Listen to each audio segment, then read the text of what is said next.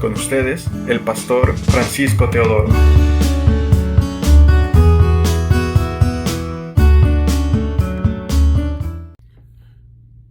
El Señor le bendiga una vez más, el pastor Francisco Teodoro. Estamos en una jornada en la cual aprendemos de la palabra, porque la palabra es el fundamento de nuestra fe. La palabra abre nuestro entendimiento para conocer la realidad espiritual de Dios. Por eso es importante entender que cuando estamos en medio de una batalla, en medio de una prueba, no tenemos el conocimiento de cómo enfrentarlo, cómo salir de él, cómo batallar contra eso. La razón es que el enemigo, el diablo, usa su mejor arma. La mejor arma del diablo es la ignorancia de la palabra, porque la palabra es una espada de doble filo que penetra hasta partir el alma y el espíritu y discierne aún las intenciones del corazón. La palabra es lo que utilizó nuestro Señor Jesucristo cuando enfrentó al mismo demonio en el desierto. La palabra es la palabra de Dios. Por eso es que el Señor ha dejado la palabra. La Biblia es el recurso más importante que tenemos para conocer a Dios, y a través de la palabra de Dios el Espíritu Santo toma esa palabra y nos hace entender la realidad de Dios. Entonces vivimos una vida victoriosa.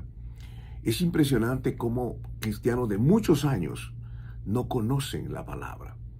Viven bajo un esquema estricto de religiosidad, de normas y estatutos, tradiciones, y eso hace que nosotros vivamos en un esquema de comodidad, y cuando enfrentamos las tentaciones, los pecados, somos vulnerables. Por eso es importante entender la palabra. Quiero tomar en esta oportunidad el punto importantísimo de la vida cristiana, es la presencia de Dios.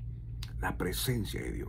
Cuando oramos tenemos que orar por la presencia de Dios, la protección de Dios, la guianza de Dios. 3 cosas que no deben faltar en una oración. La presencia de Dios, pedir por esa presencia en nuestras vidas, en la vida de nuestros hijos, en la familia, la protección de Dios y también la guianza, la dirección, la sabiduría. Capítulo 33 del libro del Éxodo. Voy a leer a partir del versículo 7.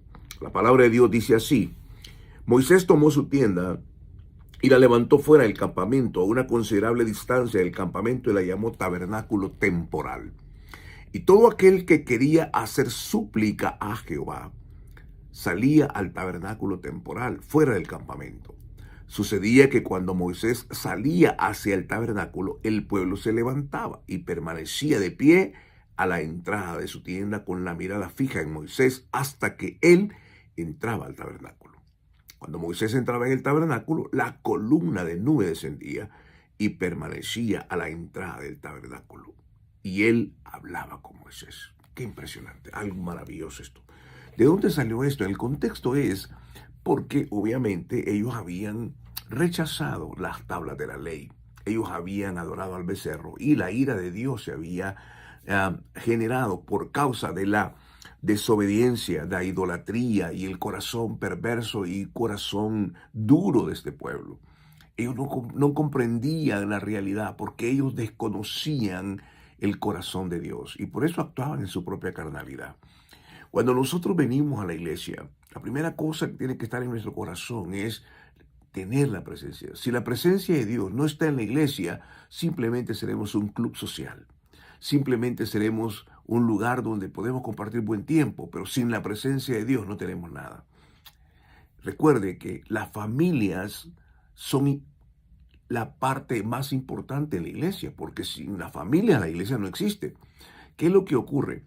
Nosotros en la familia, cuando estamos en casa con nuestros hijos, esa es la iglesia primaria. Y por esa razón tenemos que entenderlo. La presencia de Dios tiene que estar en casa. Llevar esa presencia de Dios, que esa presencia de Dios produzca en nosotros su reverente temor a Dios, que produzca la santidad, que produzca la alabanza, la gratitud, la entrega, la consagración. De esto se trata. La presencia de Dios es lo más fundamental, porque cuando la presencia de Dios viene a nosotros, entonces todas las cosas se ponen en orden.